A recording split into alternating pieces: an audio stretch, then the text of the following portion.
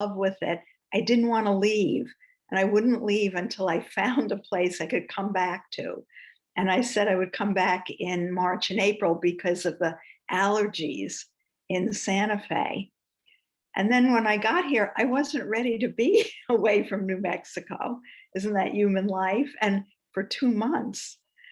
And I've been settling in. I decided I'm going to do it. And I've been settling in, and I realized I've been starving for this retreat. It's really a retreat. I didn't plan that. I'm not contacting hardly anybody. I'm teaching a bit, but I'm just having some time with myself. So, but it's wonderful to feel that you're all out there and you're in Santa Fe. And you could tell even by the wood that this isn't New Mexico, what's in back of me. So I thought I would start.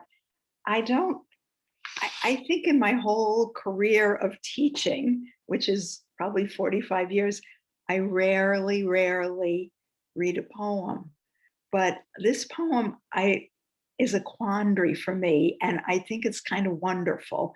And I think it's kind of Zen, and you know how to listen to poetry. Don't try to understand everything.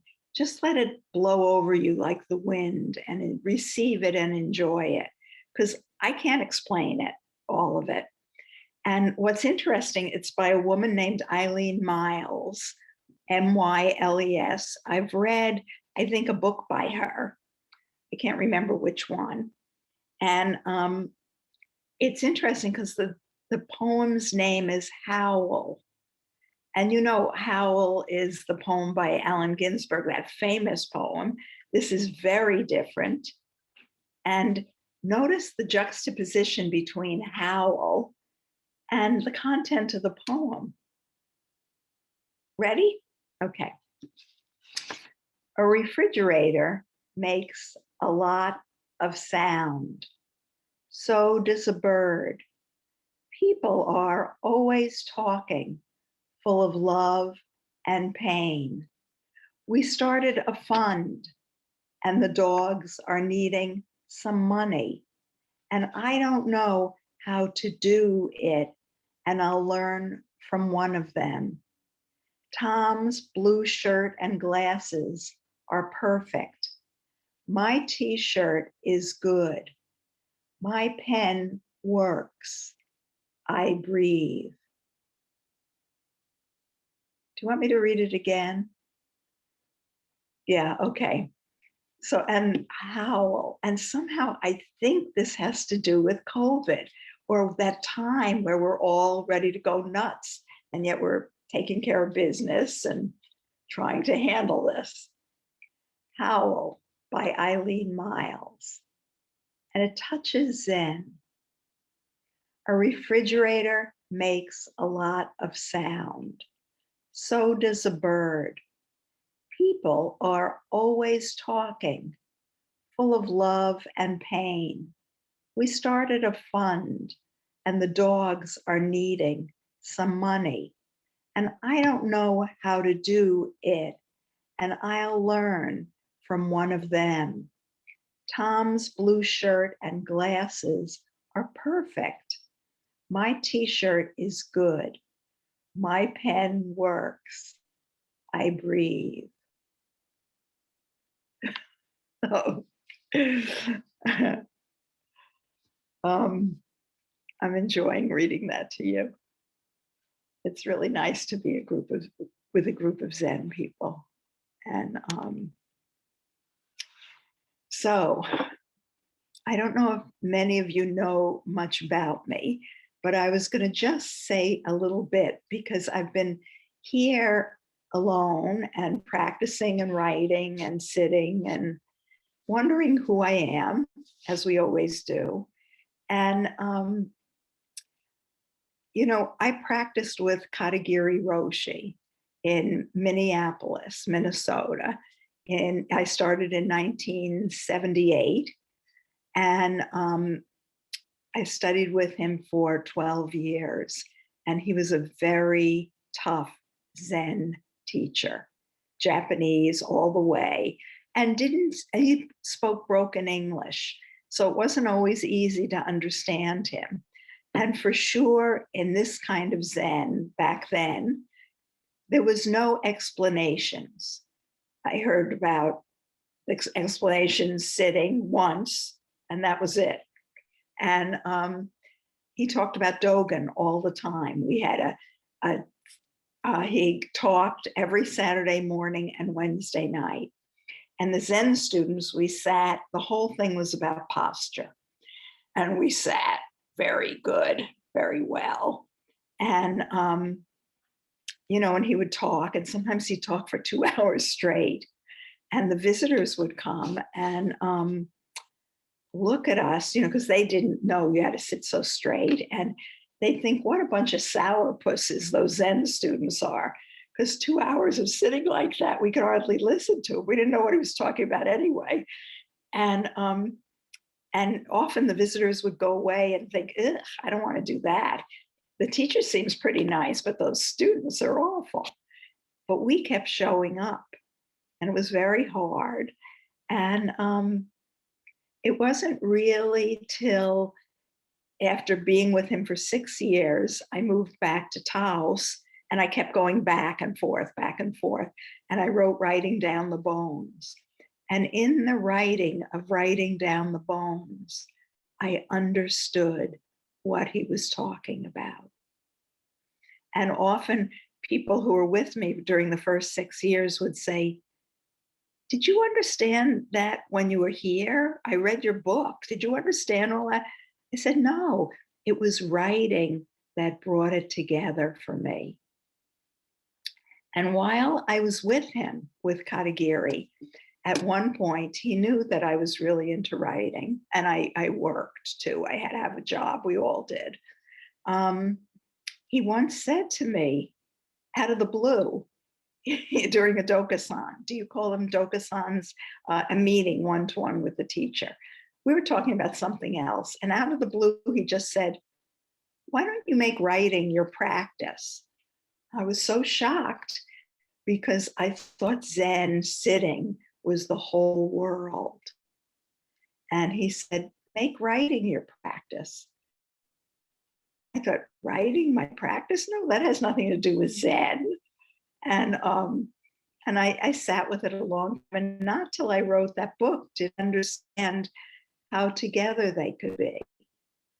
And now I understand how together all is. Some of us, everybody is a Zen teacher.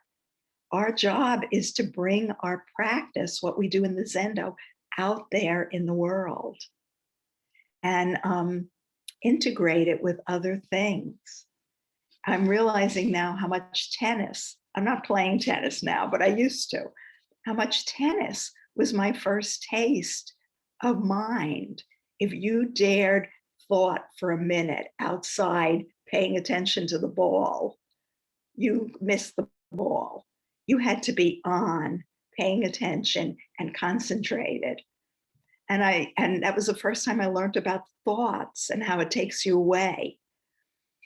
So our job, not everybody is going to be a Zen teacher. And then many years later, I went, I would go back a lot. And I just felt sad when he died of cancer in 1990.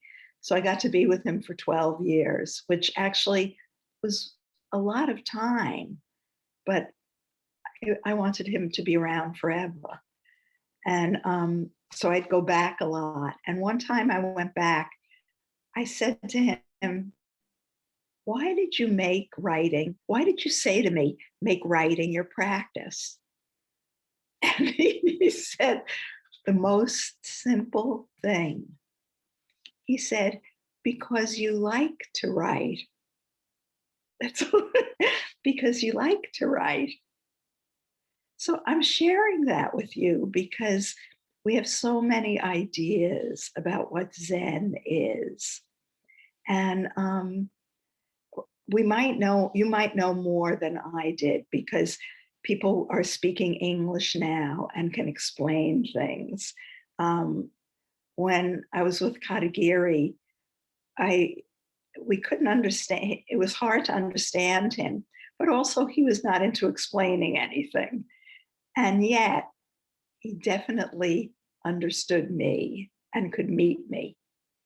So I'm saying that because I realized that being here, I don't read Zen literature. Of course, I read Henry's book because it was fabulous, but Zen literature, I've read Dogen and I've read some stuff, but I don't really read a lot of Zen literature. I read literature. I read, authors and writers. And when I've been here, and just recently, oddly, I've been reading a lot of Black authors, but just recently I've been reading Hemingway's short stories. And they are fantastic. They are really fantastic. But what I realize with literature can tell you about human suffering and can bring you into human suffering. And you can feel it all the way. And just the pain of being human. But it can't tell you what to do about it. That's really profound for me.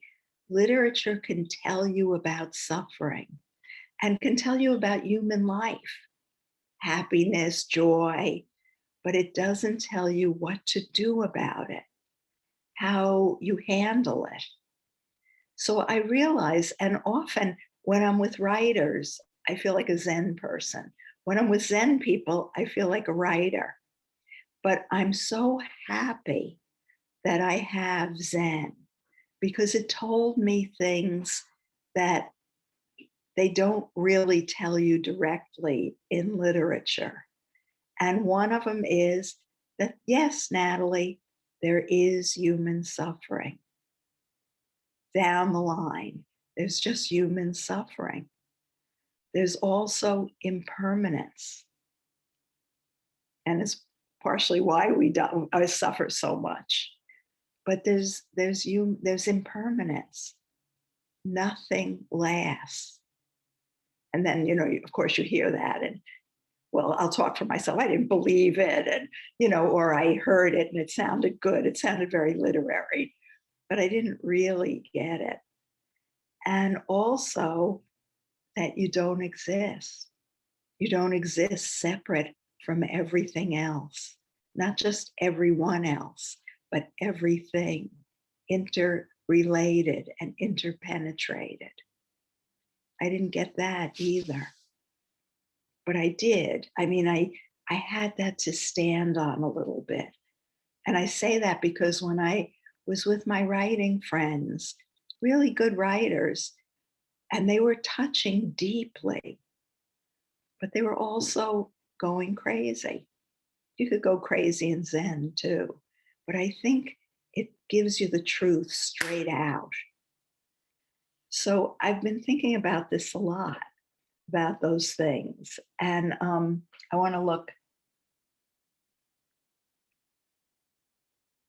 Yeah, I've made a few notes, which I never pay attention to. So,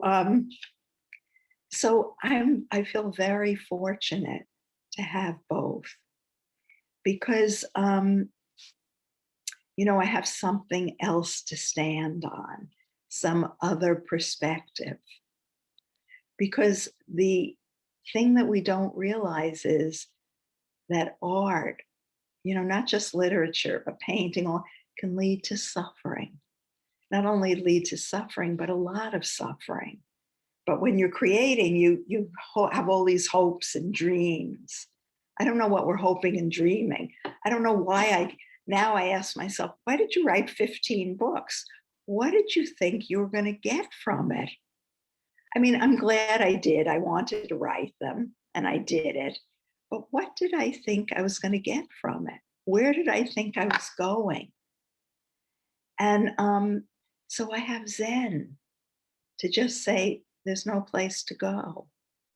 Oh, but there is. I'm sure there is. I can write another book, and there's no Just sit down, Natalie. Just so I see myself, I watch going back and forth. And I'm sure we all do in our own ways. And so I've been thinking about this a lot, about for me right now, Zen and writing, Zen and writing, and trying not to get caught in either one. And I have this little book that actually, I don't know if you know Red Pine. He's a wonderful translator, and he happens to live here in Port Townsend. And he translates a lot of Buddhist material in very clear language. And this is Trusting the Mind, Zen Epigrams by Zheng San. He's the third ancestor. He's Waco's Dharma heir. There's Bodhidharma, Waco. Now, both of them have quite dramatic stories. And then Zheng San, who's the third ancestor, and very quiet, not much drama in his story.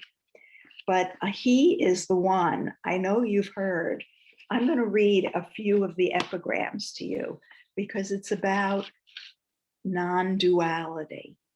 And really, I think the essence of Zen is seeing how we polarize this and that, and not grabbing anything, not even grabbing Zen.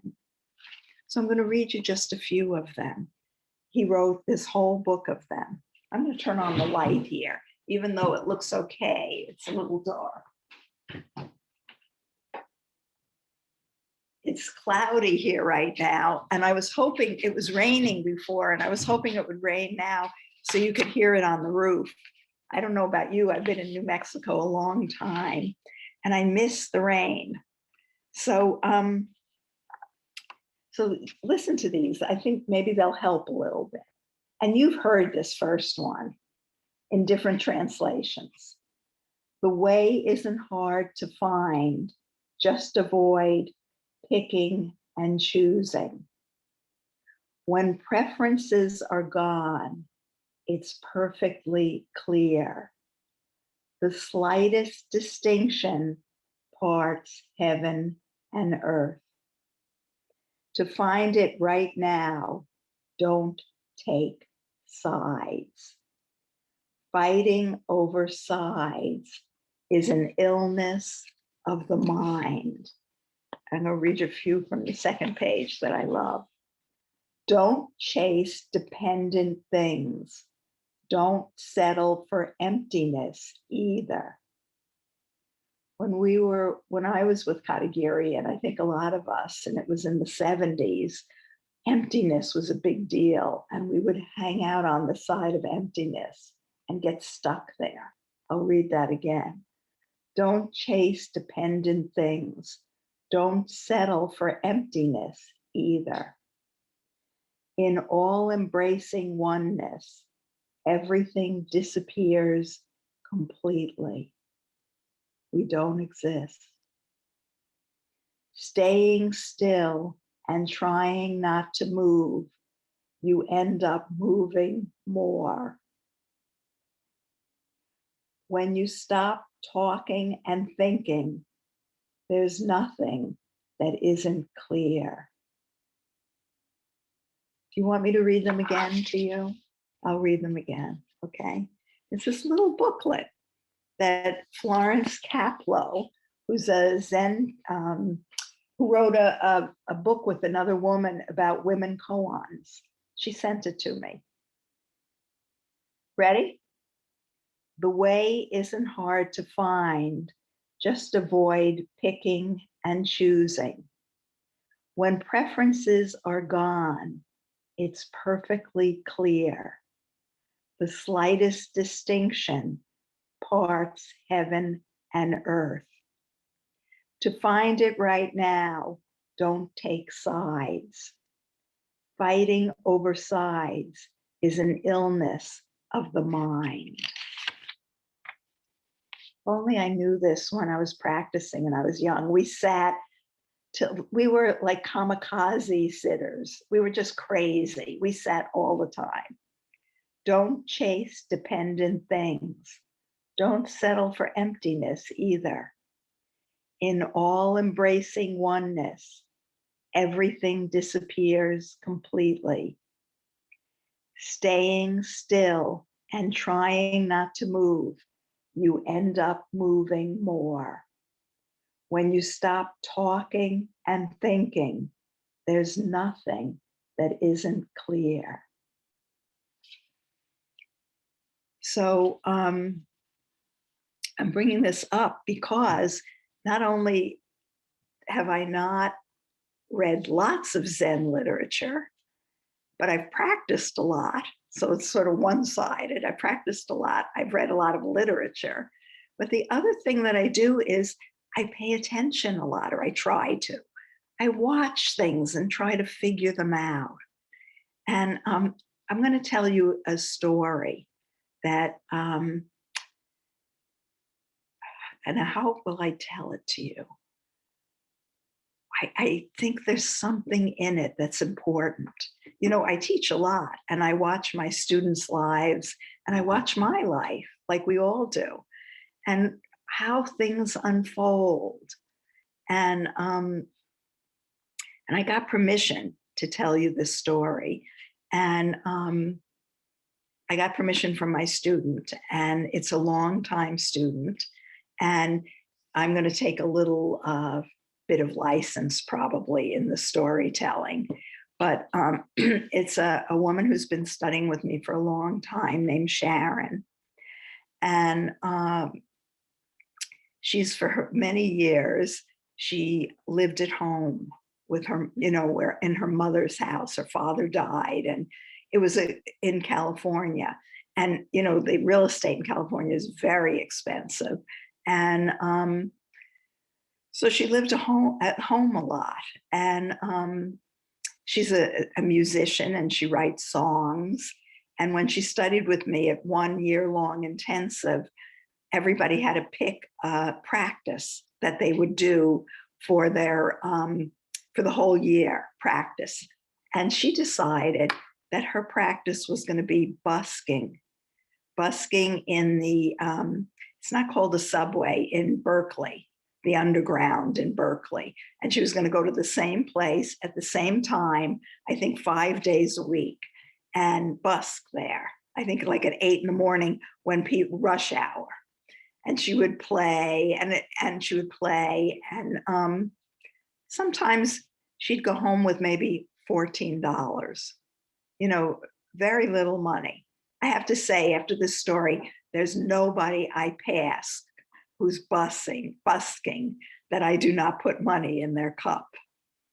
So she did this for a whole year, and then she got caught by it, not in a bad way. She decided it gave some kind of order or meaning to her life. So she kept doing it.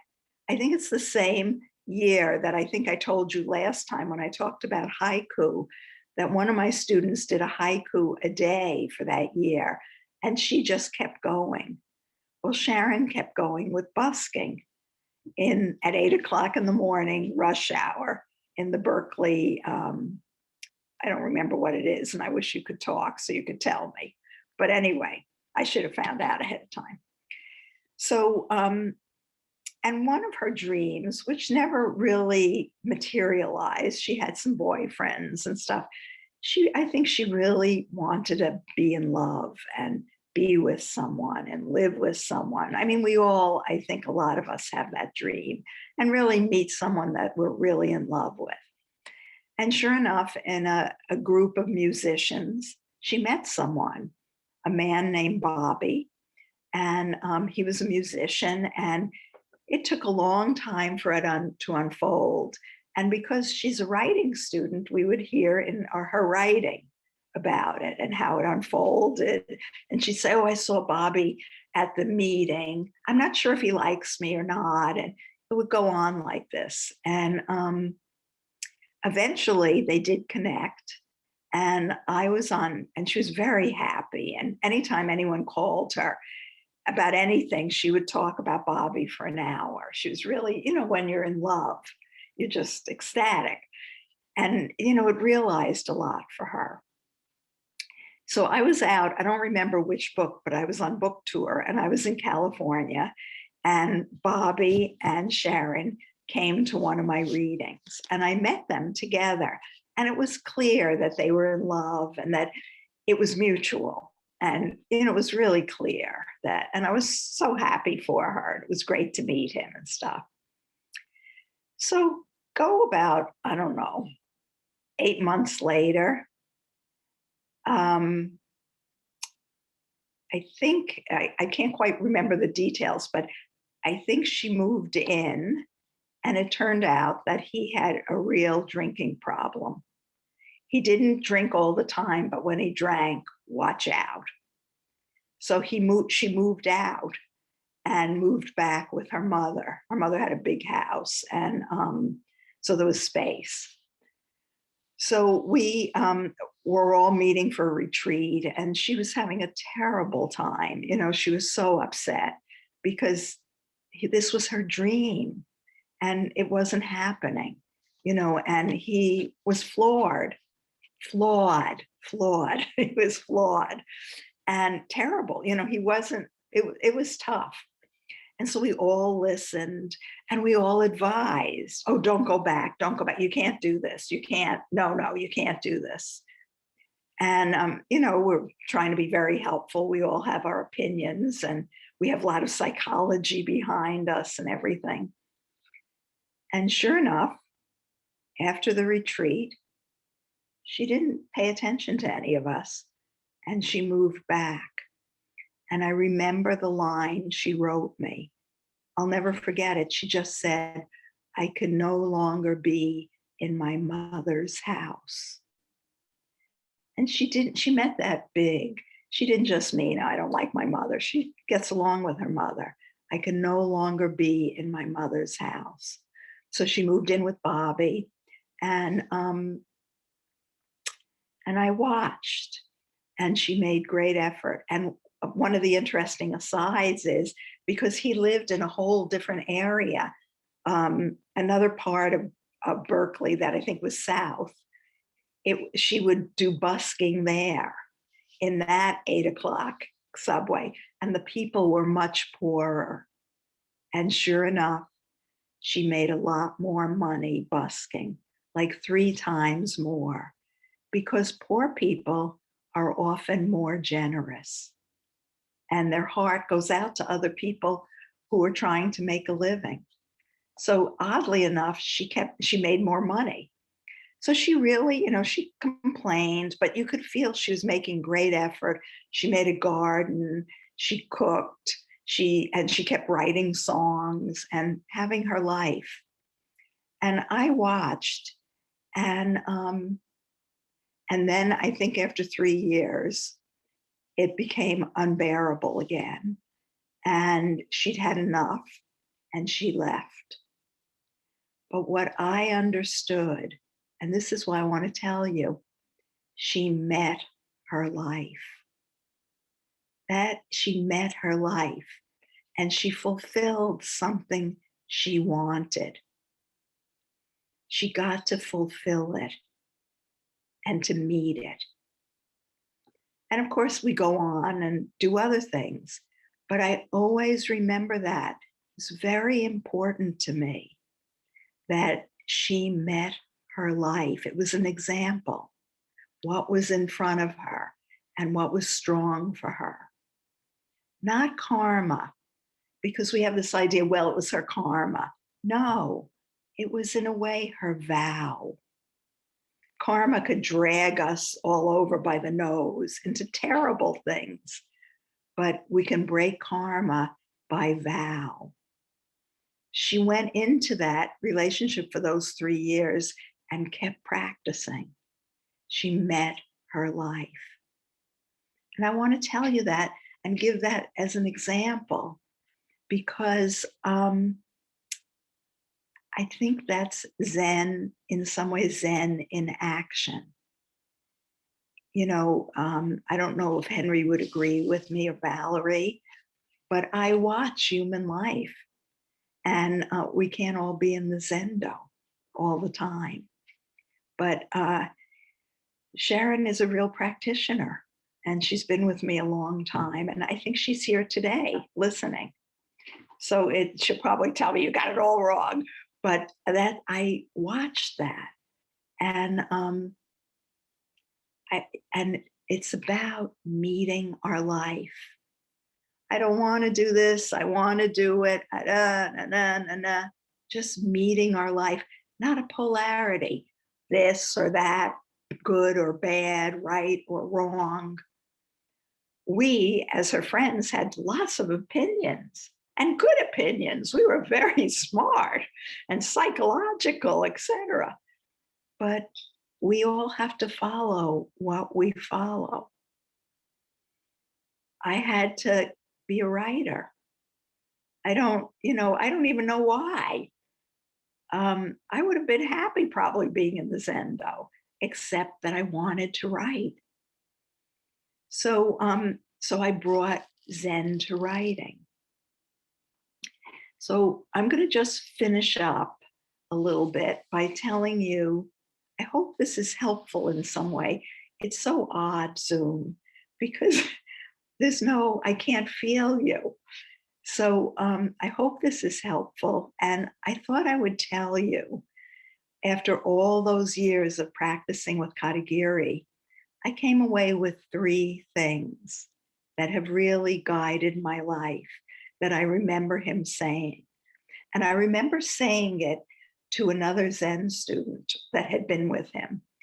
And he was shocked. And he said, oh, yeah, I remember him saying those things. But he took away totally different things, because we each take away what we need. So I'll tell you what I got, and I hope it helps you. The one that really got me for, especially for writing, continue under all circumstances. Now, in the old days, I'd roll up my sleeves and just go. I'm gentler now. It's Nat, continue with all of you under all circumstances. The Zen practice was so tough that I think I had to cut off part of myself in order to keep practicing it in the way that we did. So now it's a bigger, take it all with you and continue under all circumstances. Keep going. Keep going. And then don't be tossed away. Sharon wasn't tossed away by our opinions and our helpful suggestions. Don't be tossed away. Know what you need, know who you are, and keep going. And you find out who you are sitting zazen sometimes. You certainly find out how crazy we are and how crazy the mind is. But then let it settle. Keep letting it settle. Sort of like shaking up vinegar and oil and letting the vinegar drop and the oil gets clear. Did I know who I was after 12 years of practicing? No. But I had some tools. I had some tools and I had some ground. I'm thinking, is that true? I don't know. I don't know anymore. It was a long time ago. I mean, I keep practicing. And then the last one was when I was getting a divorce. And I went into Katagiri and I told him how depressed I was and how sad and, alone I felt. And he said, get up and brush your teeth. I thought, okay, I'll get up and brush my teeth. He said, make positive effort for the good. And he meant just brush your teeth, get up and do something. Wash the dishes. Just assert yourself. make positive effort for the good. And so those three things have really helped me a lot. I wonder now, what are the things other people took away? I mean, of course, I took other things, but those were the things that helped me in my life, you know, activate in my life. So I don't know if this was helpful or not. And I kind of would like to hear, would anyone like to either make a comment or ask the question? Maybe tell me what you've learned, one or two things that you know from Zen. And maybe stay to what Joan Halifax says, stay to essence so we don't talk too much. Because sometimes someone will just spiral out. But I'd like to hear from some people. Would that be okay? I heard that we could do that. Natalie, it's perfectly okay.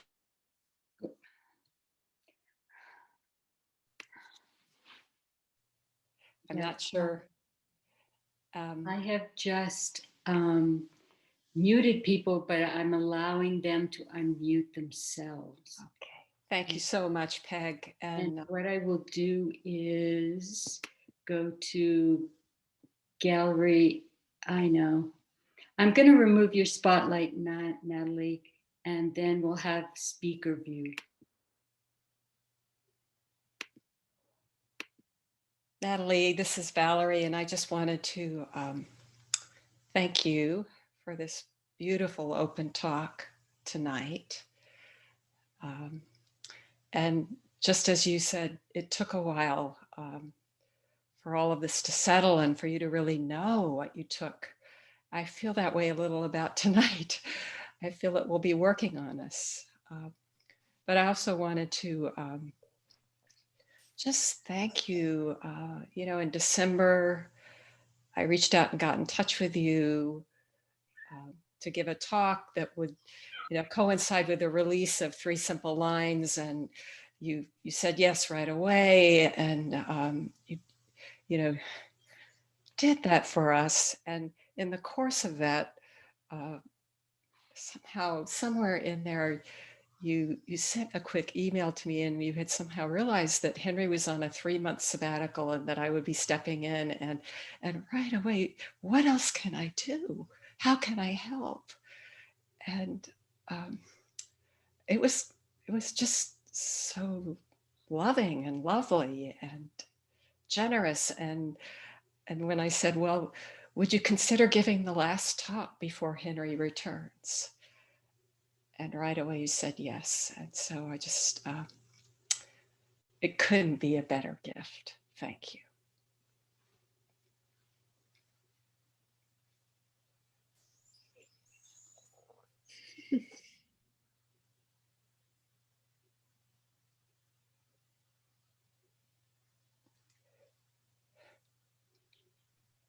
Does anyone else wish to